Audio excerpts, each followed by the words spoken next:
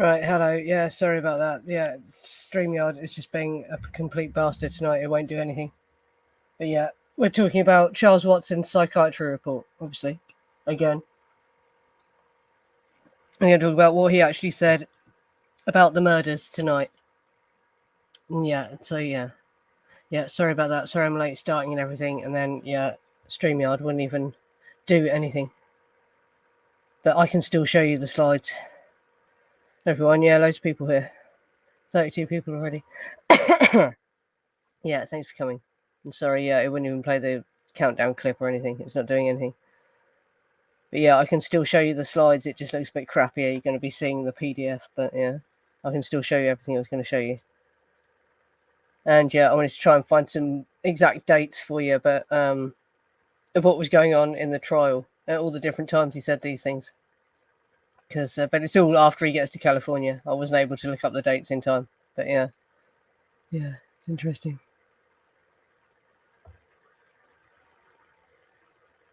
A second. Oh yeah, no, I can't skip the slides. Yeah, this is a pain in the ass having to do it the way I'm doing it now. So yeah, I'll get straight into the presentation.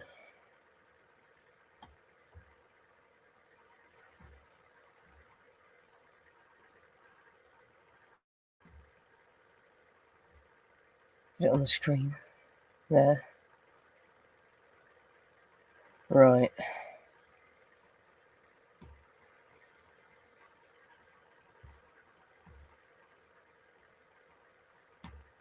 Now, the first psychiatrist he speaks to here is Ira M Frank. Spoke to him March the 19th, 26th of April. And, the 2nd and the 9th. March the 19th and 26th, and April the 2nd and the 9th, 1971, at the neuropsychiatric unit of UCLA for 12 hours, which is where Jolly on West works. But no one gives a shit. But yeah, this is before he went to trial. He was spoken to at the UCLA neuropsychiatric unit for 12 hours. Right, and this is the events leading up to the Tate LaBianca murders. Manson prepared his family for this racial war through a process of progressive desensitization. He took them for wild hair-raising rides in dune buggies until we no longer felt fear. He tossed sedated cats in the air until they became limp to prove that he could even take the fear out of animals. Then Manson worked through their fear of killing people. Charlie could look into your mind and see your thoughts. If I were to take a knife and kill a girl, would that bother you? He showed us that we could kill without feelings. Every night, Manson brought his family together for preparatory rehearsals under the influence of drugs. Manson himself apparently did not often take drugs. The family killed imaginary people. Manson convinced them that they too would be invisible. I went with another girl and we jumped into people's cars. It was as though we were not seen or heard. They knew we were there, but they would ignore us. I guess they were scared to death. Which kind of sounds like the Zodiac as well, doesn't it? But yeah. One night, when Mr. Watson was loaded on LSD, speed, cocaine, and belladonna, Manson called him over. He was smiling, total perfection. I would do anything he asked me to. I was the same person he was. He computed me to go with 3 girls and kill people. He handed me a knife and a gun and told me to make it as totally gruesome and bloody as we could. He told me to just listen to the girls and that he told them what to do. We were to kill everyone there, so there would be no witnesses. I felt like an animal, a body without a mind. The girls were bringing everyone into the room. A man came running towards me. My gun was empty, so I stabbed him again and again. I had no control, like an animal, making noises, happiness noises. They were saying things, but sound didn't have meaning. Sadie started screaming, hitting the other guy, calling for help. I stabbed another man, hit him with my gun, and the gun broke. I was jumping around, perfection, like from space, making happiness noises. Patty called me in a wild state. She was holding one of the girls laying on the lawn. Then Sadie called me. Another girl was laying on the floor. I stabbed her. The victims were screaming. I didn't know whether the girls had stabbed them. He had stabbed and or shot each of the victims. I don't remember any of the persons. Their faces were unreal. They didn't look like people, imaginary people. Mr. Watson and the girls walked back to the car where Mrs. Kasabian waited. She gave them new clothes and stopped at a hose to wash up before driving home. He also stopped in a gas station and looked into the mirror, trying to find out who I was. I wasn't anyone. I wasn't Charles Watson. I was an animal. The end of the world was there. I was living death.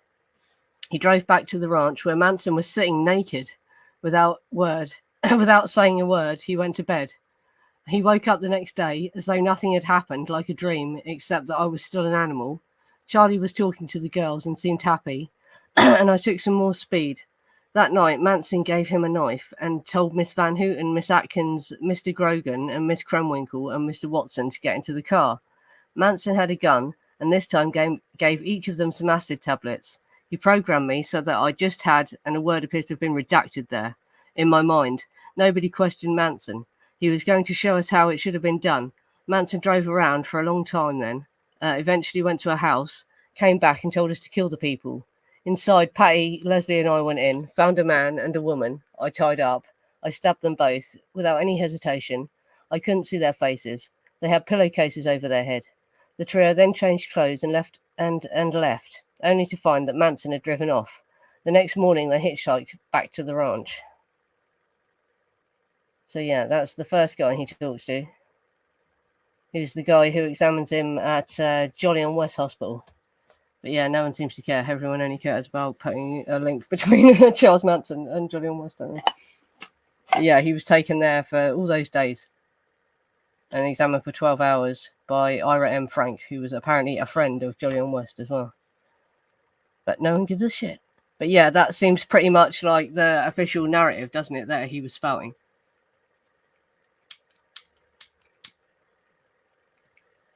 He just said the official, the Helter Skelter stuff again, didn't he? Yeah. Oh, gosh. Oh, you're on Facebook, yeah. Oh, jolly good. I won't be able to stream to Facebook much longer as well, I don't think, because StreamYard's not going to be dual streaming anymore. But yeah, so that'll be a pain in the ass. So I won't have the live streams archived in Facebook either. They're only on YouTube, which is a shame. But yeah, I'm interested. I'm surprised no one ever has picked up on that before as well. People that talk about the CIA connections. The fact Charles Watson was seen at UCLA neuropsychiatric unit. The build-up to his trial.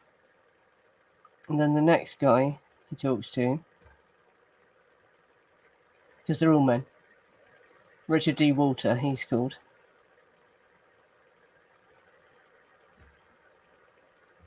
So yeah, let's hear what he says to this guy. On the first night of the killings, the patient was advised to get into the car with 3 girls and was given weapons and instructed to go to a certain selected house and kill everyone within it. The patient reports that though there had been only rehearsals prior to that time, he felt that he had already killed 1 million people. He recalls that all 4 were sitting in the car without a mind and computed by Manson for every move.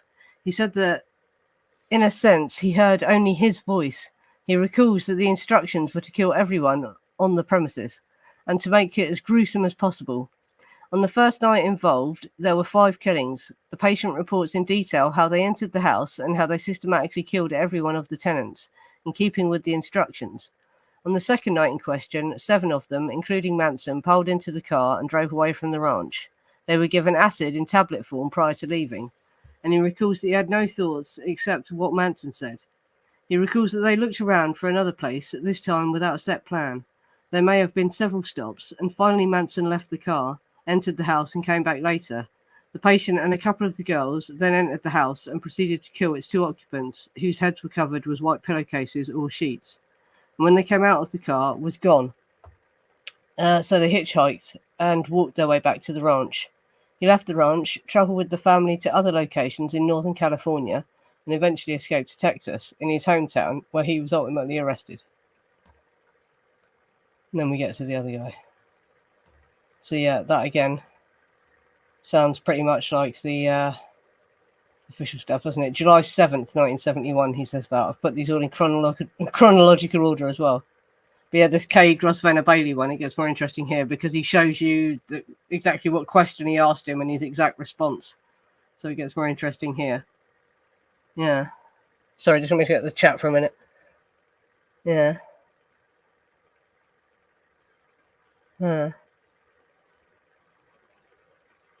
Yeah, that's it. That's the other crazy thing as well. If he really took all these drugs, and like I say, in the other accounts, he does start saying that he was under the effects of belladonna at the time. But no, Datura fucking incapacitates you. He can't have been on it that night if he really did all this. Can he? How could he? I don't know, actually. They've probably tried to cover it up now, haven't they? Maybe they changed the name of it. Did he ever have a building named after him? Maybe.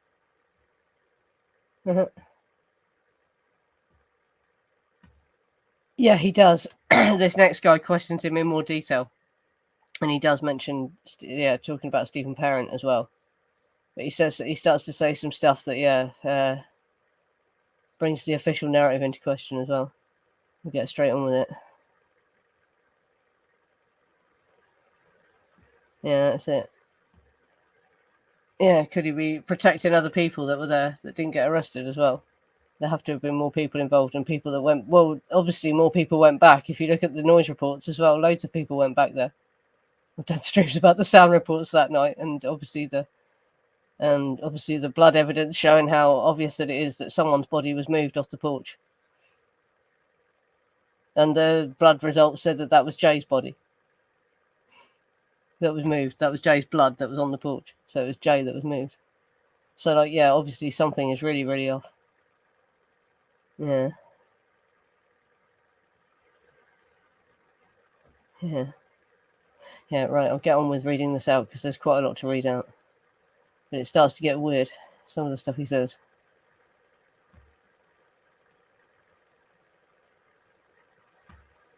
Right, now this is crazy, right? He says he was in the back seat.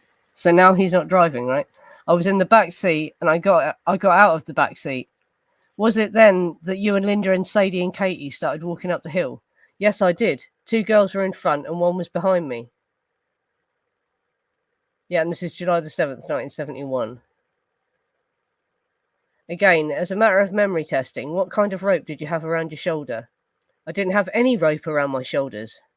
The record shows you all climbed the fence and then went up the driveway, and about that time, the headlights of a car showed up, and you told the 3 girls to get back in the bushes, and you went towards the car and pointed a gun at the driver's head. Someone said the driver begged you not to use your gun, and he promised not to tell the police, but you shot him 4 times, and then reached in and turned off the ignition and pushed the car back several feet. Why did you shoot this fellow? The girls hollered at me. It wasn't Linda. Which is a strange thing to say, because who mentioned Linda? Did these people annoy you when they were hollering at you? And a little later, did you feel when, after you told Linda to go to the back of the house and see if there were any open windows or doors, she came back and told you there were no open doors or windows?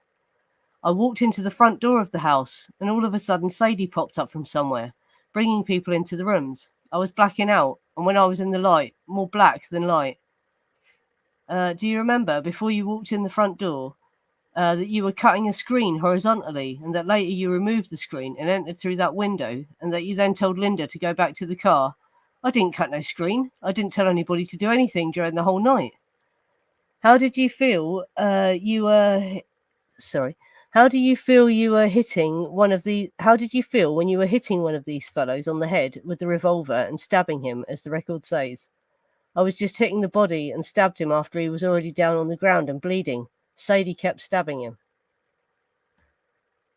So the guy was already on the ground when he started stabbing him. The record says Tex was angry at Susan for losing her knife. I don't know. Do you remember being annoyed or upset as Linda felt that you were, because she had run to the bottom of the hill and hadn't stayed up by the Tate house while the murders were taking place? The record says that Linda started the car, but you told her to turn it off, to push off, and that although you were behind the driver's wheel, Linda steered while you changed your clothes. Was it at this point that you told Linda to wipe the prints off the 2 knives that you had? No, I didn't. No, I never did tell anybody anything. Do you remember throwing a revolver over a cliff? When I got in the car, the gun was still with Sue, but I never saw it after that. Charlie said the girls know what to do. The record says that you told Katie and Sadie to use the restrooms and wash themselves off better than they had it done at the hose when you were using the hose. No, I didn't tell them anything. How did you feel when you told Linda that you had taken $70 from someone in the Tate house? I didn't get any $70. Why would somebody say you did, do you think? I don't know why. Do you remember where you got the line, I am the devil, here to do the devil's work, which Linda said you said in the presence of Charles Manson and 2 girls that you had said to the people in the Tate house? No, I didn't tell anybody to do anything. Do you remember driving off to a house where you and Sadie and Katie washed the blood off? Yes, I'm sorry, I've got the slides in the wrong order here. Yes, do you remember what you were doing there? We were just playing in the water over our faces, just playing with the water. Do you remember whether anything else happened there? A man and a woman came out of this house. We told them we were getting a drink, and I jumped under the wheel of the car and we took off. I wasn't driving too good. Someone said pull over, and they started throwing clothes out of the car. I drove to a gas station to go to the bathroom. I came back out and got in the front seat. The girls drove. Right, and then, sorry, now we're back to the right spot. Do you remember where you got the line, I am the devil here to do the devil's work, which Linda said you said in the presence of Charles Manson and two girls that you had said to the people in the Tate house? I didn't say anything like that. I couldn't speak too good sometimes. Other times, okay. Right, and so then we get to Joel Fort. So yeah, that's crazy. So there he says he just walked in the front door. He didn't cut a screen. He wasn't carrying a rope. He says he got out of the back of the car as well. So yeah, a lot goes crazy there. And there's that moment where he interjects, it wasn't Linda. When no one had mentioned Linda. There was no reason to wonder, just to say it wasn't Linda. Oh God, no, this light is not working. Everything's going wrong tonight. But yeah, that's really, really strange. Sorry, just look at the chat for a second to see what you were all saying about that. But yeah, the things obviously that jumped out at me from that is he says he walked in the door. He doesn't say anything about cutting the screen. And when the psychiatrist said, but what about when you cut the screen? He says, I didn't cut a screen. And when he asked him, Enad doesn't mention a rope. And when he says, did you carry the rope on your shoulder? And he says, I didn't carry a rope. And well, the obvious thing is he's lying to avoid accountability, isn't it? But that it just seems, doesn't it? He's, as they say. Oh my God. I've not gone offline then, have I? What's going on with my internet? Sorry. Something's going on with my internet tonight. It's really messed up. If I do go offline, I should come back online again. Don't worry, it's just my internet being a dick for some reason. Yeah. But yeah, and he says he didn't say the line because he couldn't even speak very well. And if you reference the stream I did last week about all his Datura abuse, yeah, this is why. He was really messed up around the time. Yeah. Yeah, but he says he didn't say. Yeah. Yeah, that's it. Well, this is the thing. Did they, or were they at least known to the people? And so the people just said, "Oh, hi. What do you want?" You know, they had been around there before. And were they in on this MDA that it says in the police report that Frykowski was reporting? Did they try and buy some of this MDA and it went wrong somehow? That's the thing, isn't it? Yeah. That's it. And if you look into the reputation of CLO Drive, CLO was an open drug den. That's why it's so confusing that a pregnant woman wanted to go and live there so much. Yeah. But if you look into the history of that house and how it was being used around this time, it was just a party house. It wasn't used as a residential dwelling. And people comment about the furniture. When you look at the crime scene, the furniture all looks really cheap. And I think it looks like a holiday let. Because I live on, in a place where there are a lot of holiday lets. To me, it looks like a holiday home, one of these holiday lets that people aren't supposed to live in. The furniture all looks like a, cheap shit furniture. Yeah, it's a strange house. Yeah. First time he was questioned about how they entered the house, he claimed the front door wasn't locked, so they walked right in. Didn't mention anything about cutting the screen and going in. Yeah, and twice to the psychiatrist, he says he just walked in and Sadie was with him or popped up soon after he came in. They just walked in through the front door. They didn't cut a screen. That was made up later. Isn't it the nursery window? Is the nurse, because the nursery window was open to let paint dry. Yeah, but he says he says every time he's questioned, he didn't cut a screen. He doesn't remember cutting a screen. Yeah. Yeah, and I'll get on to read because there's quite a lot to read out. I'll read out now. This is what Joel Fort said, and I made a mistake in the last stream as well. Joel Fort is for the prosecution, not the defense. I said he was for the defense in the last stream. But this is the psychiatrist that was involved in the Patty Hearst trial and everything. He's like a celebrity psychiatrist that they bring in for all these crazy cases. Joel fought for the prosecution. This is July 8th, 1971, so the day after the guy previously. In August of 1969, Mr. Watson was regularly taking speed and sometimes belladonna. Typically, he described sleeping all day with very little talking or communication in general going on at the ranch. Being awakened by one of the girls, there were people there he didn't even know, to eat, taking speed to get going, blacking out for periods, and then coming awake. One day I remember Charlie calling me over and handing me a gun and a knife and telling me not to worry about a thing, but just to make sure everybody at the house was dead.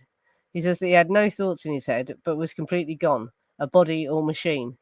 Manson indicated that he had told the girls everything and that there was to do, and that he, Watson, should just be sure that everyone was dead. He states that in the car he went to sleep on the lap of one of the three girls, not waking up until they had arrived at the Tate residence.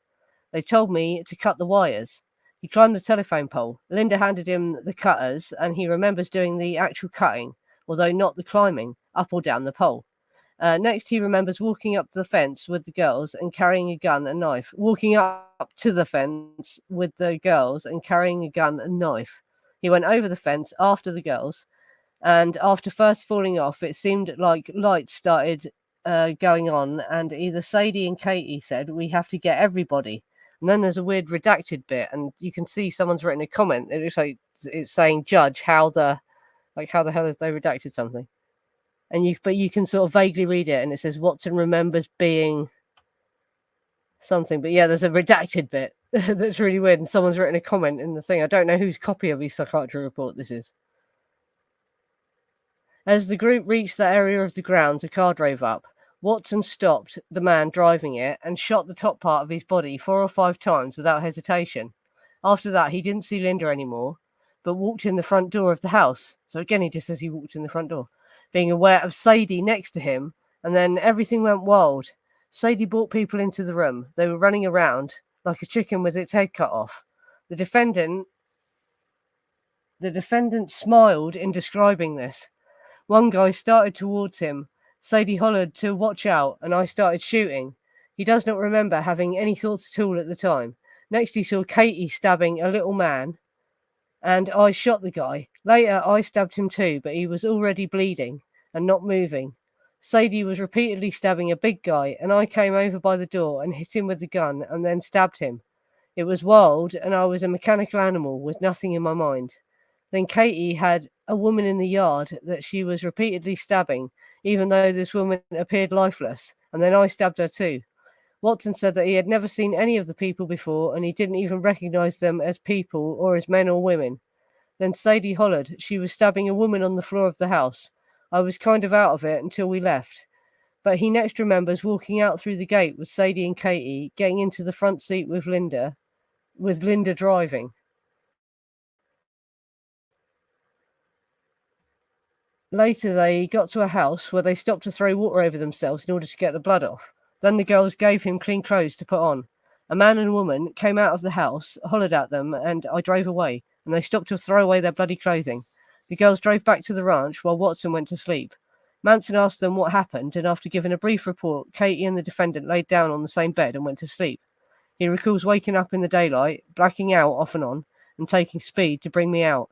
That night, he took more speed and says that Manson gave him acid.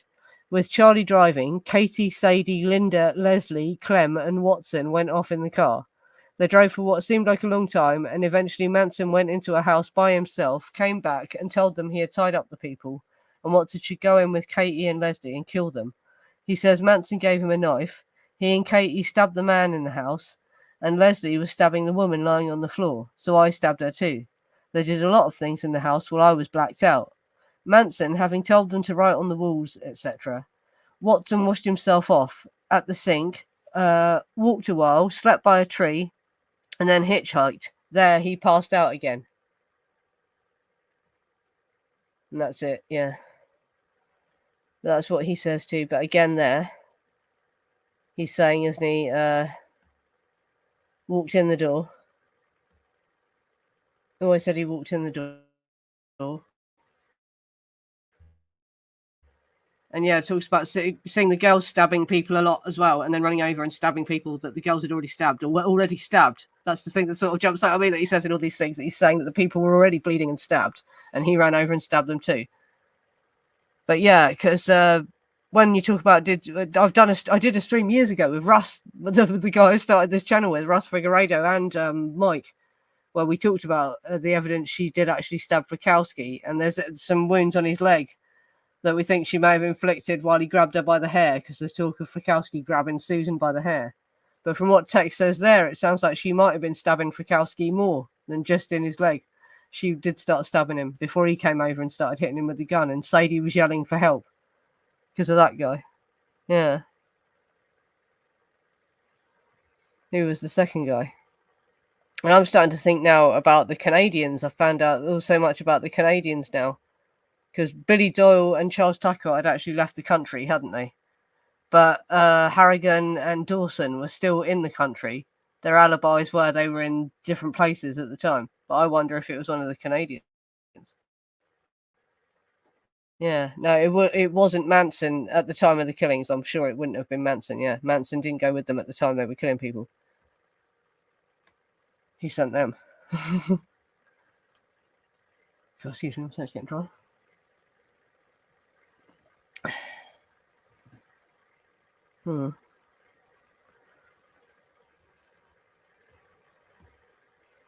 He would have the most jail and prison connections to keep texting the girls quiet. Manson himself, probably, isn't it?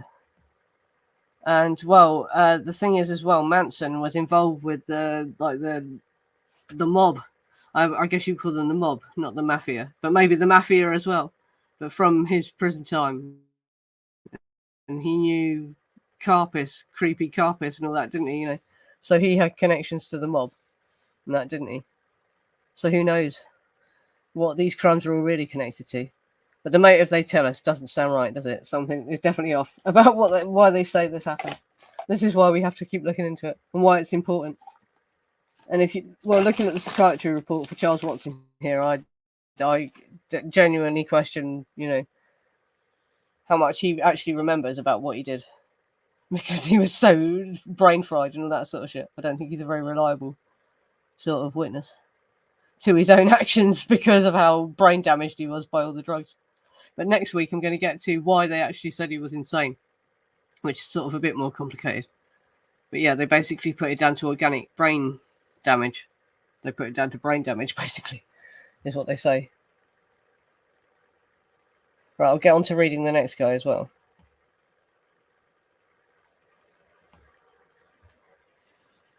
For a number of days, he had been eating belladonna root and also using LSD and amphetamines. He indicates that on the day of the alleged Tate murders, that he would in and out of the toxic effects of belladonna. According to him, Charles Manson told him what to do. He indicates that Manson told him not to worry if he couldn't remember, that the girls would tell him what to do. He states that he has few memories of going to the residence. He indicates that the girls gave him a wire cutter and told them to cut all the telephone wires. He attempted to climb up the fence, and because of intoxication, he fell backwards. However, they aided him, pushing him up onto the fence. At that time, a car was coming out. One of the girls said, "Get it."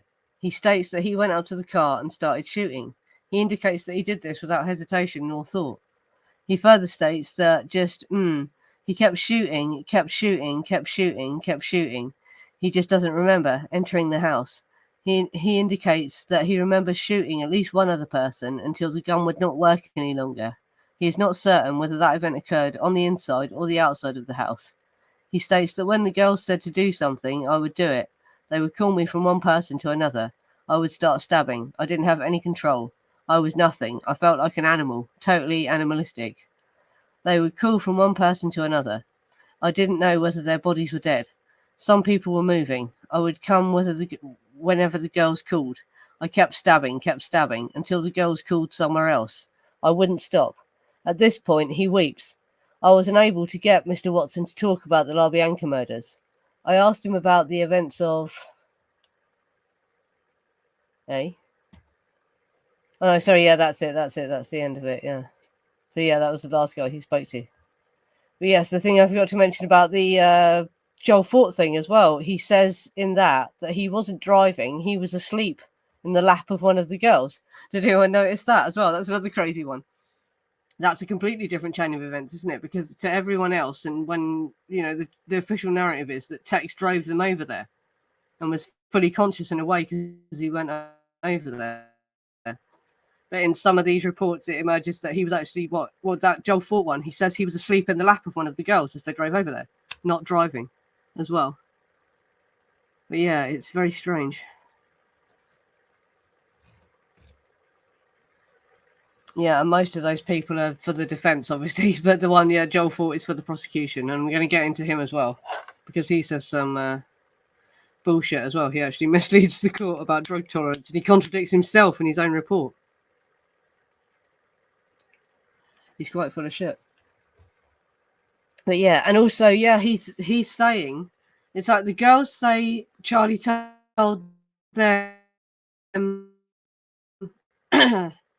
Tex knows what to do, but Tex is saying Charlie told him the girls know what to do. I've told the girls what to do. If you can't remember, the girls will tell you. And he says that he was just staggering about, stabbing whoever the girls told him to stab. And looking at the drug history, and I actually think that that's quite plausible. I honestly think that the girls probably had more control over what happened here than Charles Watson.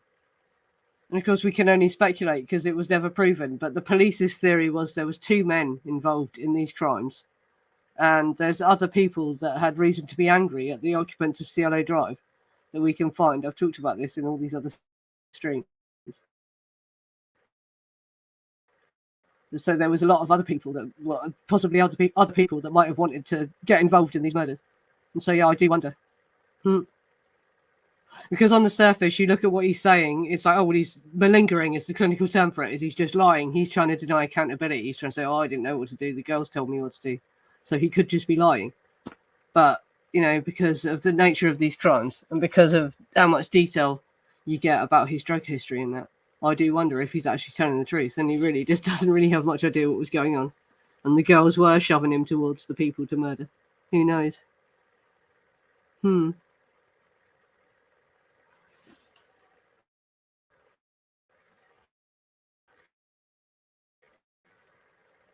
Yeah. Linda Kasabian's. What? Sorry. Linda Kasabian, bad ship lollipop, yeah. Yeah, one of the girls said, get it, kill parent. But not Linda, yeah. But that's to the other psychiatrist, he says that. But he said, one of the girls hollered at me. It wasn't Linda. And the psychiatrist hadn't asked him which one. He just seems to want to tell him, oh no, but definitely wasn't Linda. Which makes you think it was Linda, doesn't it, really? And then to the other time he says one of the girls hollered, just doesn't say. But yeah, I find it interesting that he had to specify at that moment. No, it wasn't Linda. Because it said she's the one that stabbed parent in the hand. And people think as well that maybe parent wasn't actually leaving. Maybe parent witnessed them killing people on the lawn and they chased him down before he could drive away. I think that's probably more plausible as well. Yeah. Yeah, I'm glad I got through all that anyway. Yeah, and I'm really sorry about all the technical malfunctions. I'll have to trim down the beginning there. And yeah, the timer didn't play, would it? The timer wouldn't play. StreamYard won't upload the slides like it normally does. I've had to show you it through a PDF. Just sharing the window on my computer. I hope it didn't impair the enjoyment too much. You didn't get the intro music for 5 minutes, did you? Everyone loves that. Doug Organ, the guy's music I found, that he shares it on a website called Upbeat. Now,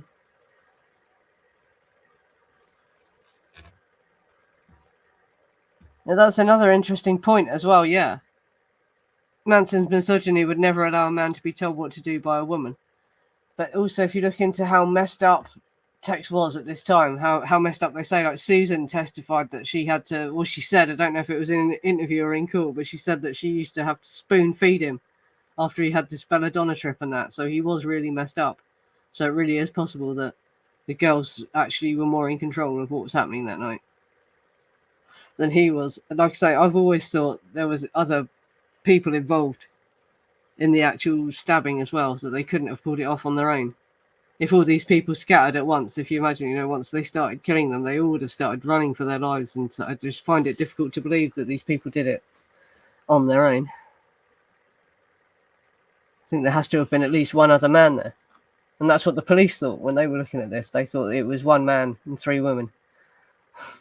2 men and 3 women. Yeah.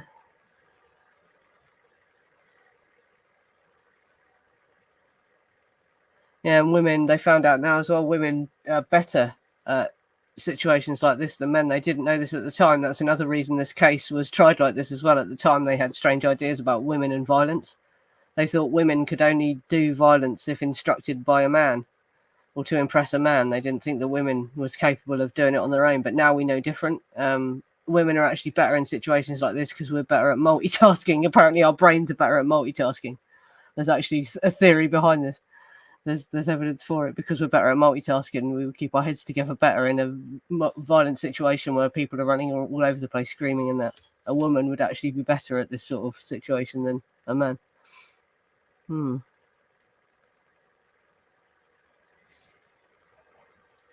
Yeah.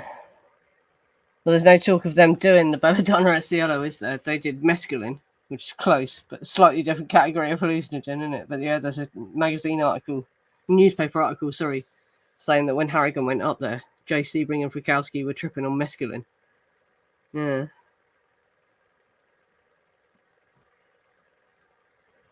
Oh, the time gap. Sorry, were you saying what's the time gap? He's arrested in April, so it's quite a few months before August, obviously. It's April that the arrest report is in. But he claims he did it more afterwards. He still did it afterwards. And that it caused blackouts. And that after the murders, he took it to blackout because he felt terrible about what he'd done, obviously. Yeah. And we do know 2 other guys on the scene as well. Garrett and Parent were there. And Parent had history of stealing audio equipment as well. He was on probation. And it's people speculate about there was some kind of pool boy mafia. And if you read the police report, I've done whole streams about this. Harrigan and Doyle, the 2 Canadians, had a houseboy who stole a load of money off them.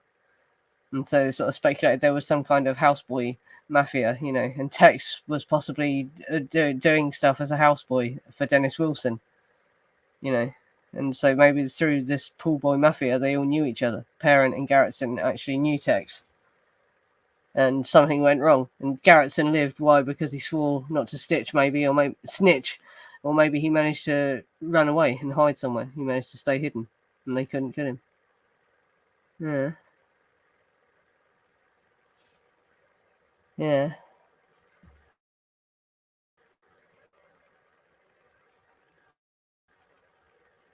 And Harrigan drank a bottle of wine with Frykowski as they discussed the upcoming MDA deal. Yeah. There's an article saying that he went up there the night before, and Jay and Frykowski were tripping on mescaline, and he couldn't get them to talk to him even. They were just sitting there staring like they was watching a movie. He couldn't get any sense out of them. And Sharon was acting like it was normal, and he just walked out.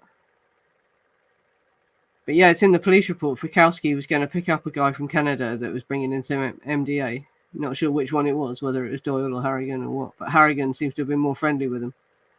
And Doyle is the one they're supposed to have sexually assaulted, basically, publicly in the garden, isn't it? Yeah.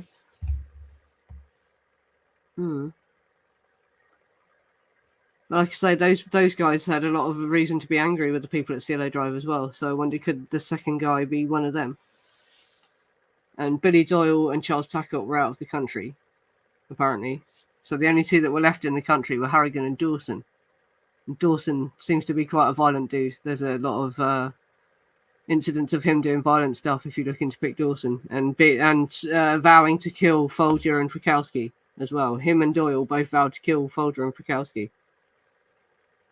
And it's always been speculated that it originally said Pick on the door and someone altered it to say Pig because it was too obvious. Or they were trying to frame Pick Dawson as well. That's another theory about why it said Pick and someone changed it later.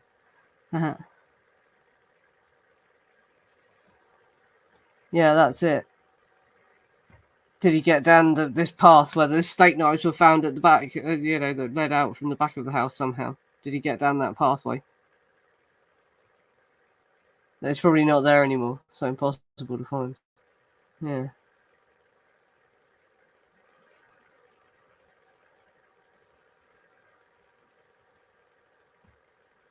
And Garrettson could have told someone who and how many were there that night, yeah.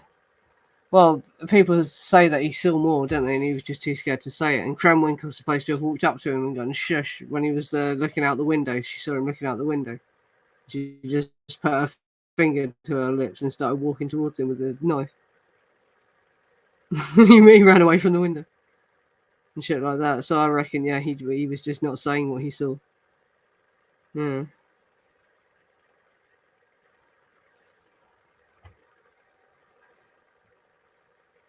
Yeah, after Wojtek kicked Pick out of Abigail's house, Pick Dawson had supposedly said he wanted to kill Wojtek. And he tried to strangle Whittle K as well, didn't he? Who's the guy that is talking about all this MDA stuff to the police in the police report, Whittle K, Frykowski's friend. He strangled him because they were sharing the house, Abigail's house. And yeah, he grabbed him by the neck, apparently, yeah. Tried to strangle him. And he's supposed to have smashed his way into Mum and Cass's house when he found the door locked and dragged Leon Bing out of bed because her and Mum and Cass were asleep in bed. But he was so out with another man and dragged her out of the bed and stuff like that. So he was like an unpredictable, weird, violent guy, this Pick Dawson. Mm.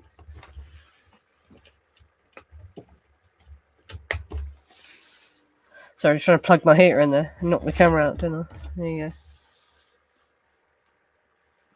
go. Not really all the sides.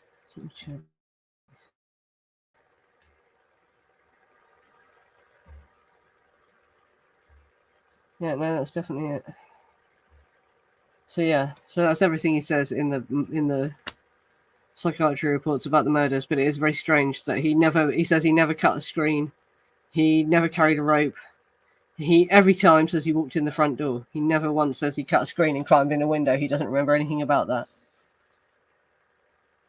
Yeah, he says he walked in the front door, and Susan was with him when he walked in the front door. Yeah. All those in regular contact. Wojtek rang Whittle K at midnight. It says in the police report, right? Wojtek rang Whittle K and said, "Come round, we're having a party." This is in the police report. So no one was there at midnight stabbing him because he was happily ringing Whittle K and going, "Okay, come around my house." And Whittle K said, "No, I'm working." He was working at his gallery and he couldn't come round. That's in the fucking police report. So yeah, Whittle K was very close to Wojtek and Abigail. So yeah, he would definitely have told Wojtek if Pick Dawson had tried to fucking strangle him. Yeah.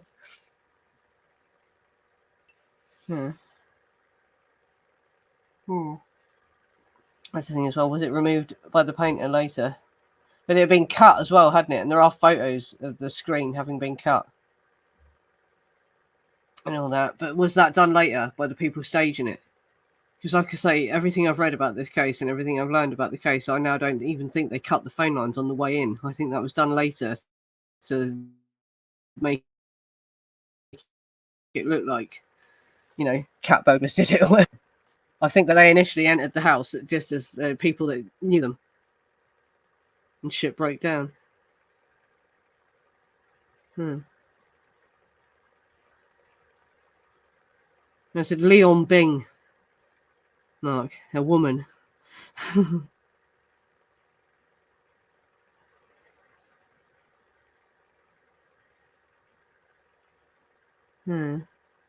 Sorry, staring at the chat for a second.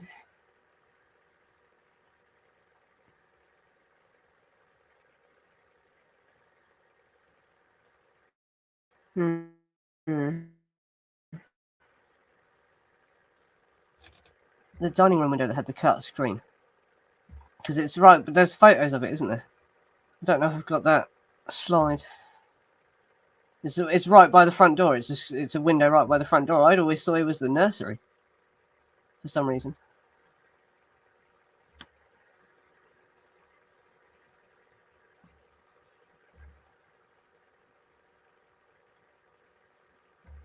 No, none of the slides are loading. StreamYard is fucked tonight for some reason. I don't know what's happening to it. I restarted my router and everything, refreshed it repeatedly, restarted my computer. Nothing's working. Yeah.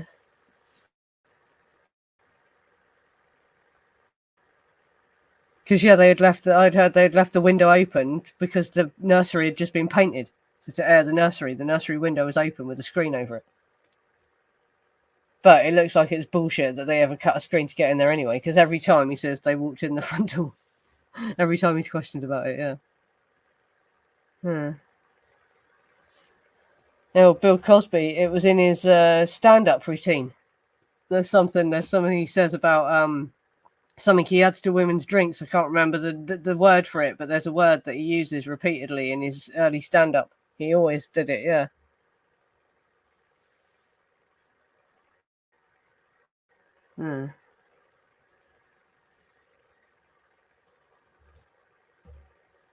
So Susan takes at the front door while the others, Parent and Garrettson, were cutting the screen to creepy crawl inside.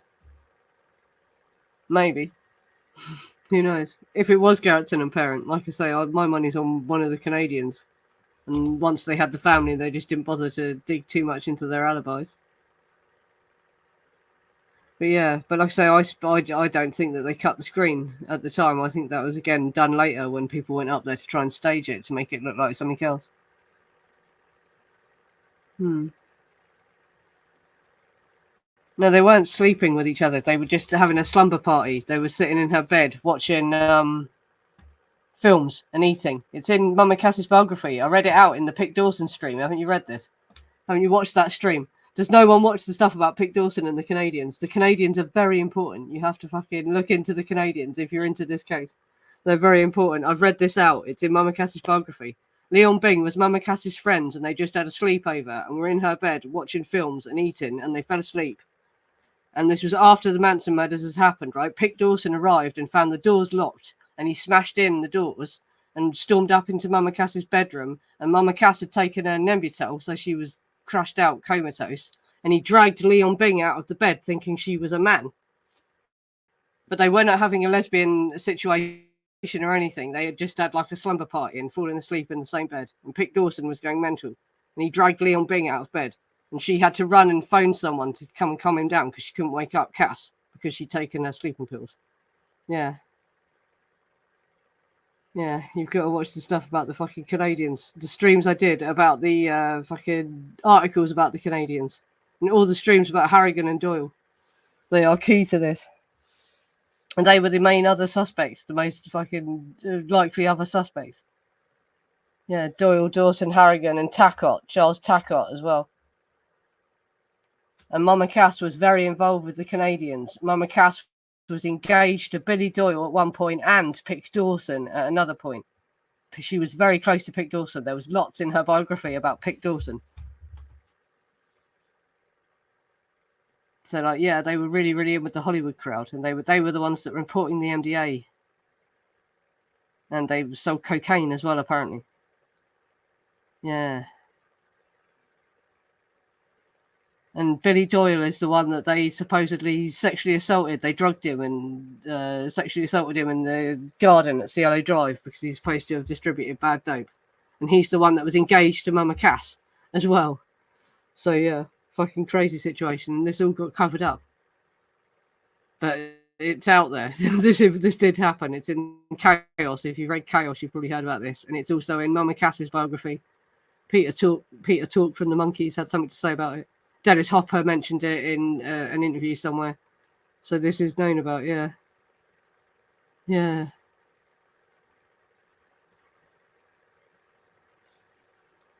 Yeah, that's it. Well, it's really sad how these guys treated her as well. Yeah, if you look at it, yeah. She just would be engaged to any guy who gave her attention. And there was a second husband, it was confirmed, was set up for her by the record company just to keep her happy. He was paid to marry her. The second guy that she married. Yeah. Yeah. The doiling. So what we refer to it, yeah. But this is another reason that the Canadians had to want to kill the people at Cielo Drive. Because it made them all look bad, didn't it? That happening. They had to do something to retaliate, didn't they? So yeah, I wonder if they somehow conspired with the Manson family, but we can't. There's no evidence that they ever met the Manson family. That's the thing. So yeah, it's all only speculation. But yeah.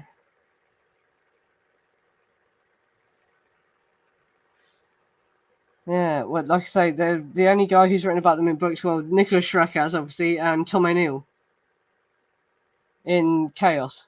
And they come up in Mama Cass's biography, like I said, because they were so involved with Mama Cass. I think that's the only books they mentioned in. But there's a few books that talk about the fact a drug dealer got sexually assaulted up in the garden there. But yeah, the main books that talk about them are Chaos and the Manson File, probably. But yeah, and there's a few articles about them, but I think I've probably fucking compiled the most information about them out there, because I've been always really been interested in that angle of this case, yeah. Hmm.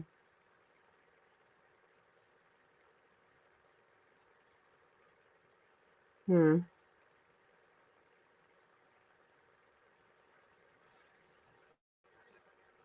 Cass is supposed to have said she wanted a Polaroid because she was in hospital. I now think that that's because she didn't believe that they'd done it. She was saying, "I don't believe you. Take a Polaroid." Because Billy Doyle's supposed to have got molested up at the house, drugged unconscious, and then molested in front of everyone. And Charles Tackott moves him before he wakes up and chains him to a tree in Mama Cass's garden because he doesn't want him to retaliate because he knows that he'll retaliate and kill the people that did it. And Cass Elliot was in the hospital while this happened, and she apparently said, "Show me a Polaroid." And I think that she meant that she didn't believe that it had happened. Not that she was laughing about it. I think she thought that she just couldn't believe that they had done that because this Billy Doyle guy is supposed to have been a really dangerous guy. They were really, really dangerous men. And Peter Tork commented on this. It's in Mama Cass's biography from the bloody monkeys. Said that if they did that, they wanted to die. That's literally Peter Tork's word. If they did that to Billy Doyle, then they wanted to die. So like everyone was shocked that they had done this thing. And this all got covered up. None of this was ever brought up in court, obviously, because it didn't, serve the official narrative. And they wanted to cover up all the Hollywood links to this crime. It's shocking. I've got 90 people watching. Can't believe it. It's the highest views I've ever had. Hello, everyone. Yeah, like the video and subscribe to the channel if you haven't subscribed already. Yeah, and sorry about the quality of the presentation tonight. StreamYard is just messing me about. And I was late getting home. So yeah, I wanted to show you how these dates add up to exactly what was happening in his trial. But I didn't have time to do that. But all the dates are there on the slides. You can see them. You can check it for yourselves. Yeah. Yeah, well, I should write the book about the Canadian, shouldn't I think, yeah. Well, I found one person who knows that, well, two people who knew them that I could interview for a book, couldn't I, yeah. I'm like the only people that would remember them now are the surviving mamas and papas, and I doubt they're going to want to talk to me about them, are they? And the people that I spoke to who knew them in Canada didn't know anything about their connection to Hollywood as well. They were completely separate. They sort of led separate lives in that respect, yeah. Yeah. Yeah, well, people are interested in them, aren't they? Yeah, no one writes much. Yeah, like I say, there's bits in Chaos, isn't there? And yeah, Billy Doyle's just vanished. I think that he's dead, to be quite honest. I don't think that he'd stay quiet if he was still alive. I think he would be talking more once he realised how interested people were in hearing his story. Yeah. Yeah. Yeah. I think he writes a new book every week. That's it. Well, I wanted to write a book about Tex because no one's ever done a book about Tex, have they? They've done a book about Manson. There's loads of books written solely about Manson. Someone tried once, but I think it was pretty shit. It looks like it was just official narrative following stuff. They didn't really look into his other connections and that sort of thing. Yeah. Yeah. His tagline, yeah, Doyle dildo at the bum, yeah. That was essentially what they did. And they meant to have used Sharon Tate's sleeping pills to drug him as well. Makes you question what was going on up there, doesn't it? Yeah. what ulterior motives other people might have had. And on top of that, they're also ripping people off. They're taking money off people and not delivering the drugs or whatever, you know. So it's like, yeah, they were cruising for it, weren't they? By the sound of things.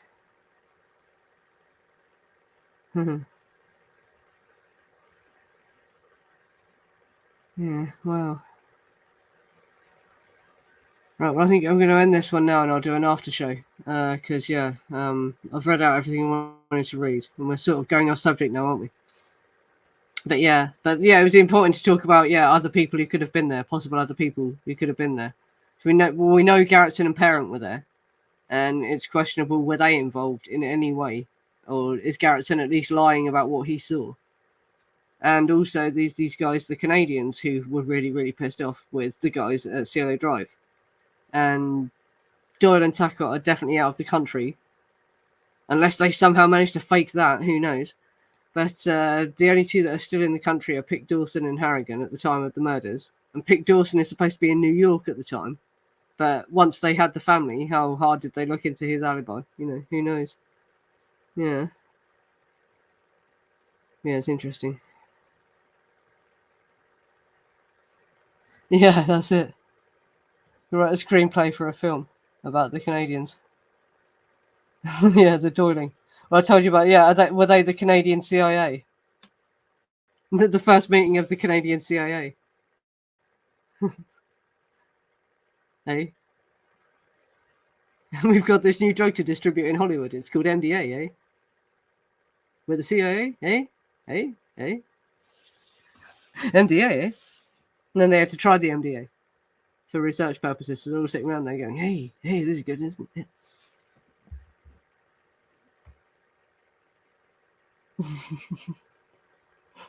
Brokeback Doyle, yeah. Oh my god. It is. It's horrible. But that's the kind of thing that was going on up CLA Drive that they didn't want you to hear about at the time of the trial, because they didn't want you to know anything, other than the victims were strangers to these people. And they weren't, yeah. Yeah, anyway, I'll end this one now, and then I'll start up a after show in about 5 minutes. And I might tell you the mad story about the Isle of Wight that I heard that made me late to come back tonight because it was so crazy. Yeah, anyway. Right, yeah, I'll end this one. Thanks for coming. A lot of people here. And I'll be talking about Tex next week as well. I'm going to be talking about exactly why they said he was insane, because that'll be interesting to some people. It's getting a bit duller then and a bit more in-depth psychology shit. But yeah. Yes, I'll be back in 5 minutes to do an after show. Or I'll see you next week. Thanks for coming, everyone.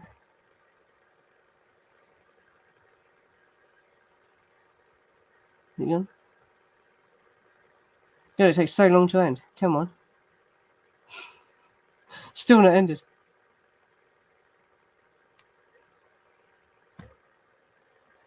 5 minutes later.